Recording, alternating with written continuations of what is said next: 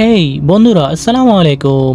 আজকে আমি আপনাদের সাথে এমন একটি গল্প শেয়ার করতে যাচ্ছি যে এক রাজা এক গ্লাস পানির বিনিময়ে তার অর্ধেক রাজত্ব দিয়ে দেয়। তো বন্ধুরা, চলো আমরা পুরো গল্পটি শুনে আসি কেন সেই রাজা এক গ্লাস পানির বিনিময়ে তার অর্ধেক রাজত্ব দিয়ে দেয়। একদিন এক রাজা মরুভূমি পেরিয়ে যাচ্ছিলেন।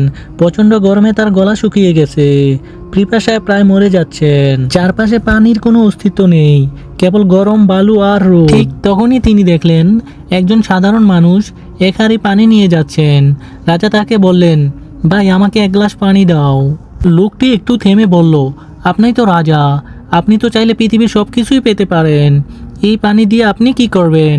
রাজা বললেন, আমি এই মুহূর্তে কেবল এই পানিই চাই। তখন ওই লোকটি হেসে বলল, ঠিক আছে, তাহলে এই এক গ্লাস পানির বিনিময়ে আপনি আমাকে অর্ধেক রাজত্ব দিতে হবে। রাজা তখন একটু অবাক হলেন, কিন্তু পিপাসায় কাতর হয়ে বললেন, ঠিক আছে, আমি রাজত্বের অর্ধেক দিব, তুমি শুধু পানি দাও। লোকটি পানি দিল রাজাকে।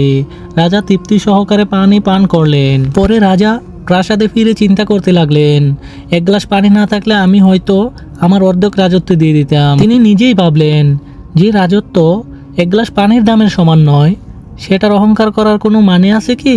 তো বন্ধুরা, পৃথিবীর যত ধন সম্পদ ক্ষমতা সম্মান সবই অর্থহীন। যদি আল্লাহ তাআলা আমাদের প্রতি দয়া না করেন, তাহলে পৃথিবীর বুকে আমাদের কোনো অস্তিত্বই থাকবে না। তাই অহংকার নয়, কৃতজ্ঞতা হোক আমাদের জীবনের আসল মূল। আল্লাহ তাআলা আমাদের সবাইকে নম্র, কৃতজ্ঞ ও ইমানদার বানান। যদি আমার ভিডিওটি আপনাদের কাছে ভালো লেগে থাকে, তাহলে আমার চ্যানেলটি সাবস্ক্রাইব করে দিবেন, লাইক, কমেন্ট অ্যান্ড শেয়ার করে দিবেন।